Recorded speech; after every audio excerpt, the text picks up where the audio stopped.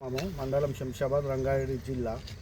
ఈరోజు తెలియజేయనేది ఏంటనగా ముఖ్యమంత్రి గారికి మా బాధలు అర్థం చేసుకోవాలి. మీరు మా కుంటలనంగా చెరువులనంగా ఏమనకుండా పశువులు దూర్ల కోసం నీళ్లు లేకుండా గవర్నమెంట్ పొలాలకి మీ రేడియల్ రింగ్ రోడ్ కోసం మీరు ప్లాన్ చేస్తున్నారు సార్. దయచేసి మా విలేజ్కు ఆనుకొని మాకు 2 ఎకరాల ల్యాండ్ ఉంది సార్. మొత్తం 2 ఎకరాల ల్యాండ్ వెళ్ళిపోతుంది సార్, కంప్లీట్ వెళ్ళిపోతుంది. ఈ ఇవతల సైడ్ ఇండ్లు ఉన్నాయి, ఇక్కడ ఇండ్లు ఉన్నాయి. మధ్యలో మేము 8 మంది అన్నదమ్ములు ఉన్నాం సార్. ఏదో ఇండ్ల కోసం ఉంచుకున్నాము. కంప్లీట్ రోడ్లోకి వెళ్ళిపోతుంది సార్ 2 ఎకరాల ల్యాండ్. మాకు మీరు గవర్నమెంట్ వాల్యుయేషన్ ప్రకారము 2 అంతలు 3 అంతలు ఇస్తారంటే కాదు సార్. ప్రైవేట్ వాల్యూ చాలా ఉంది సార్. ప్రైవేట్ వాల్యూ 6 కోట్లకు ఎక్కడ ఉంది సార్. ఇక్కడ మీరు 40 లక్షలకు ఇస్తాం మాకు తెలుస్తుంది సార్. 25 లక్షలకు ఇస్తామని తెలుస్తున్నారు సార్.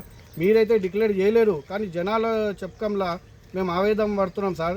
దయచేసి మీరు విలేజ్ వాళ్ళు గిట్ట ఇబ్బంది అవుతుంది సార్. 330 ఫీట్ల రోడ్ అంటే విలేజ్ కానుకొని చాలా బాధాకరం సార్. ఇది 3-4 కుంటలు వెళ్ళిపోతుంది సార్. పశువులకు నీళ్లు లేకుండా అయిపోతుంది. ఇంకోటి సార్ తెలియజేయనది ఏమన్నా అంటే మాకు మీరు దయచేసి ఈ రోడ్డు ఎక్కడైనా మీరు వేరే దిక్కు దారి మలపండి సార్. శంషాబాద్ బెంగళూరు హైవే ఉంది సార్, నర్కుడ హైవే ఉంది సార్, మళ్ళీ మొయినాబాద్ హైవే ఉంది సార్. 3 రోడ్లు ఆల్రెడీ 8-10 కిలోమీటర్ల మధ్యలో 3 రోడ్లు ఉన్నాయి సార్ కొడంగల్ ఓనికి. ఈ మధ్యలో ఈ రోడ్డు అంత అవసరం లేదు సార్. ఈ రోడ్డు ఎందుకంటే మీరు అనగా ఒక్క విలేజ్ కోసము 100 మంది అదవుతున్నారు సార్. 3-4 గ్రామాలు మొత్తం అది ఇబ్బంది పడుతున్నారు సార్. దయచేసి ఈ రోడ్డు మీరు వేరే దిక్కులు చూసుకోండి సార్. ముఖ్యమంత్రి గారు మనకు ముందే మన తెలంగాణ రాష్ట్రం అప్పుల పాల్లో ఉన్నాం సార్. మళ్ళీ కొత్త చేసి రైతులకు మీరు ఏ రకంగా ఇస్తారు సార్.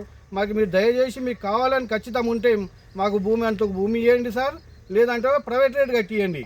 ఎందుకంటే మీ గవర్నమెంట్ వాల్యుయేషన్ ప్రకారం ఇస్తామంటే మేము తీసుకోం సార్. లేకుంటే మాకు సూసైడ్ చేసుకోవాల్సి వస్తుంది సార్. ఈ గమనిక సార్ మీకు దండం పెడతాం సార్ ముఖ్యమంత్రి గారు.